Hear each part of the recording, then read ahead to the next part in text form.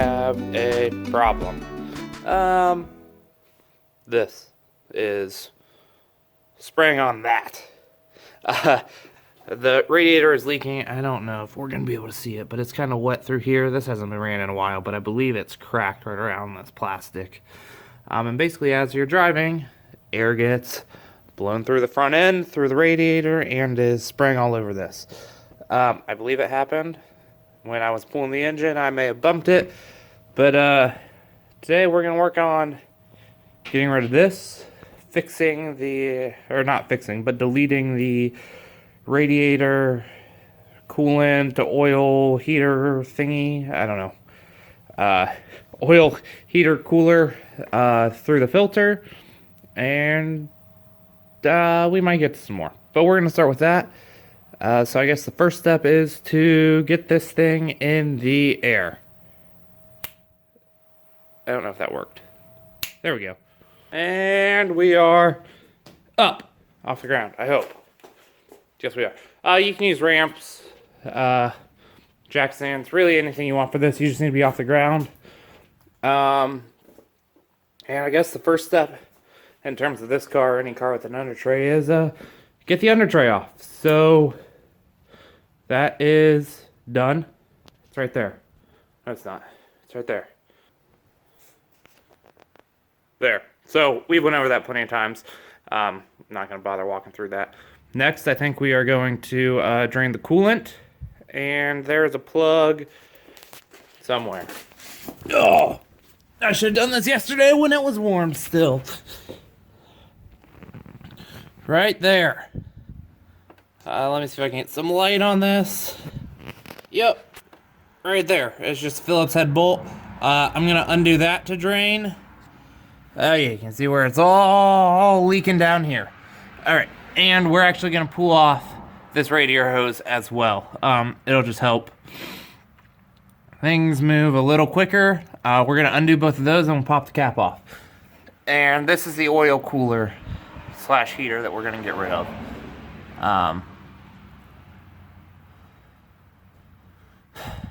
You can see it's not hooked up right now. That was on purpose. But it's also going to allow us to, ow, that's hot, delete this line. So that is our plan, and we're going to get rid of those and clean up some of this stuff. It's not leaking, it's just that this has been sprayed everywhere and I've been driving without an under tray. So we're going to get all this cleaned up as well. So let's get this draining.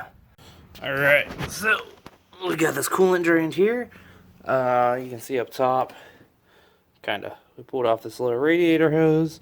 Got this one about to pull off. Before we do that, if you come down here, there should be this one connector for the fan. You just press in here, pull out, and then we're going to take this whole fan radiator assembly out as one. So let's hope shouldn't really be anything in here. Yeah, empty ish. Kind of bend that out of the way, and then let's get these off, and we'll get this whole thing out.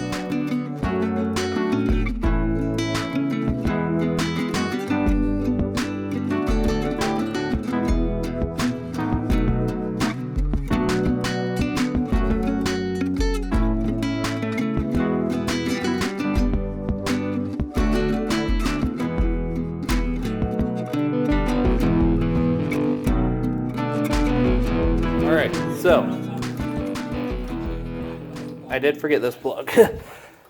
Oh, this one down here. That's what I was getting stuck on, and apparently I got a receipt at some point. Also, let me scoot that over. Alright, let's see where this is from, and then we'll go over what else we got. Thank you for ordering McDonald's. Ooh, I have not been to McDonald's in a long time, so that's not mine, but we'll toss in the recycles.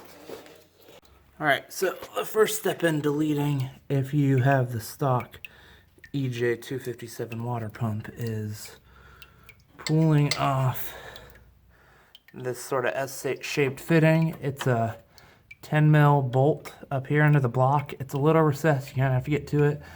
And then obviously pulling off these clamps, which are not the easiest to get to. I believe they are 1/2 inch, so we'll get to that in a second. I made a mess that I will get cleaned up in a moment. The other side of that, depending on what you have or what you have done, will either go to the oil cooler and come out of the oil cooler into the block, or in my case, it will still be filled with coolant, and we bypassed it and it just goes straight in the block. So I'll get some of this cleaned up and get a better view in just a second. We got our plug on up here, as well as our, oh shoot, where am I even looking? I don't know if I can get it's behind there. That hex back there, with the white line on it. So we got those both in place. That's on like a 90-minute gasket, so that'll be fine to fill up. Try to fix this exhaust leak that we've had. I reused the old gasket originally. I got a new one. Didn't fit. It's the right size, but these flange bolts are super wide for the size gasket it is. So yeah, I don't. Hopefully it works. If not, we'll come back to it. Taking apart the existing radiator. I think here's a pretty good view. I don't know how well this will show. All this blue is the dried coolant from it leaking right up there. So I feel pretty confident that that was the problem. We have our fans off. This is passenger, driver, overflow, and of course our new Mishimoto radiator.